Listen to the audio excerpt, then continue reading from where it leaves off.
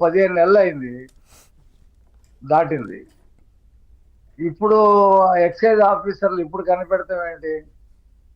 Excise ఆఫీసర్లకి Chittoor జిల్లాలో ఆ తమ్మళ్ళపల్లి మండలంలో ఆ ములకల చెరువులో ఏం జరుగుతుందో ఏంటో తెలీదా? తెలుసు.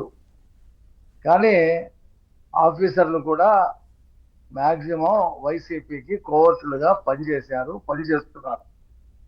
ఎంతో మందిని విఆర్లో పెట్టినా ఇంకా, ఎందుకంటే వాళ్ళు జగన్మోహన్ రెడ్డి ముఖానందం చూసి అందగాడనో, లేదా ఆజాన భావుడనో, లేదా గొప్ప మేధావనో, లేకపోతే గొప్ప త్యాగ నిరతి ఉన్నవాడనో కాదు.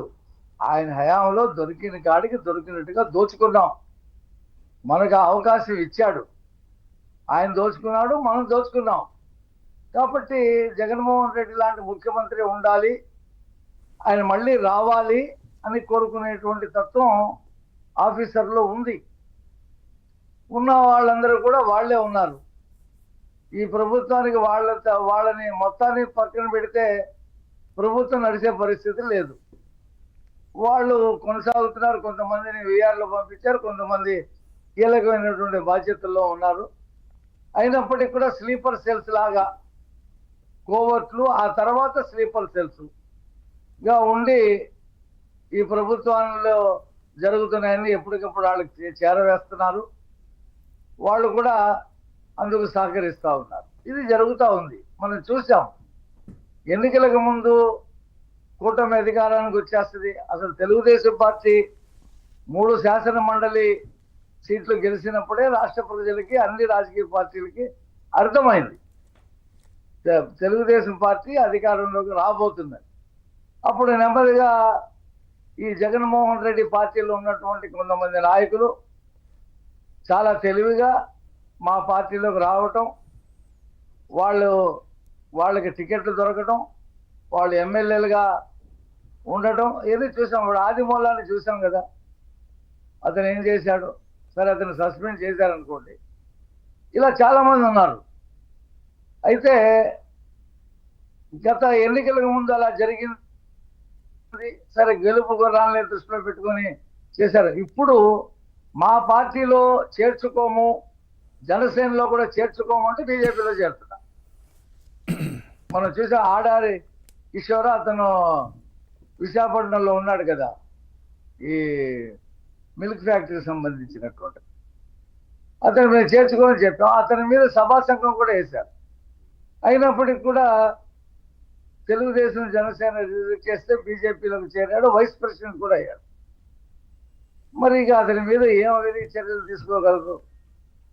కాబట్టి ఇవాళ రాజకీయాలు అట్లని కాదు సార్. ఇప్పుడు గ్రౌండ్ లెవెల్లో కార్యకర్తలకు చాలా విషయాలు తెలుస్తాయి. కార్యకర్తలకు ఈ ఇనే పార్టీ అసలు ఎవరితో సంబంధం ఉంది, ఎవరితో అంటగాగుతున్నారు, ఎవరి కోవట్టినే ఏంటి అనేది. ఎందుకు మరి కార్యకర్తల వాళ్ళ మనోభావం కావచ్చు, లేదంటే వాళ్ళకి సంబంధించినటువంటి విజ్ఞప్తులను ఎందుకు పరిగణలోకి తీసుకోలేదు?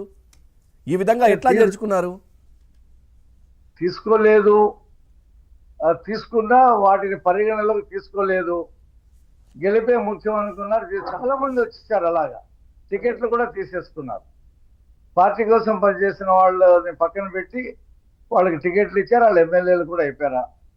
ఇంకా ఆ 11 మందిలో కూడా కనీసం ఇంకో 4-5 నలుగురు గెలిచేవాడు.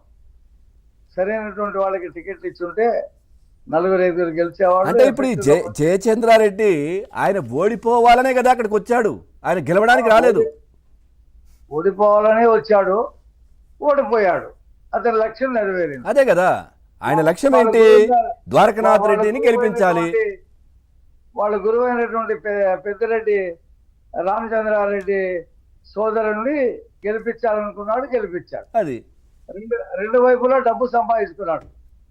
ఇటువైపు పార్టీ ఫండ్ తీసుకున్నాడు, అటువైపు పెద్దిరెడ్డి దగ్గర కూడా డబ్బులు తీసుకొని దాచుకున్నాడు. మరి అతని వ్యాపారం ఏంటయ్యా అంటే ఈ నకిలీ మద్యం తయారు చేయడం. అది ఎలాగా ఈ ఎక్సైజ్ శాఖ దాడి చేసి తెలుసుకుంటే అప్పుడు ఈ విషయం బయటపడి. ఓకే, సరే, ఇప్పుడు అతన్ని ఇంకా ఒకళ్ళిద్దరు సస్పెండ్ చేశారనుకోండి, ఓ 10 మందిని అరెస్ట్ కూడా చేశారు. ఏమిటి సార్ ఇప్పుడు ఈ మూమెంట్ లో సస్పెండ్ చేసిన అరెస్ట్ చేసిన ఒక కూటమికి చెడ్డ పేరే కదా. ఈ విధంగా జరిగింది, కూటమిలో ఉన్నటువంటి వాళ్ళు ఈ విధంగా చేస్తున్నారనే ఒక మాటనైతే ఉంటది కదా. మొన్నటి వరకు నకిలీ మద్యం గురించి మేము బాగా మాట్లాడాము. ఉమ్, మా పార్టీ జెండా కప్పుకొని అతను నకిలీ మద్యం తయారు అది చేశారు. రైట్ ఇది మాకు తలవంపులే కదా, రైట్ సార్. మాకు తలవంపులే కదా. కాబట్టి ఇలాంటి ఇంకా జరగకుండా చూసుకోవాలా ప్రభుత్వ యంత్రాంగం, ఎక్సైజ్ శాఖ, పోలీస్ Okay. శాఖ ఓకే. అవన్నీ కూడా సమర్థవంతంగా పనిచేసి జల్లెడ పట్టాలా. ఉమ్. జల్లెడ పట్టి ఎవరు జల్లెడ పట్టాల్సిన అవసరం లేదు సార్. కార్యకర్తలను ఎవరినో ఆ లోకల్ వాళ్ళని అడిగితే వాళ్ళే చెప్పేస్తారు, పూర్తి డీటెయిల్స్ ఇస్తారు వాళ్ళే. తెలుసుకోవడం అంటేనే జల్లెడ పట్టడం.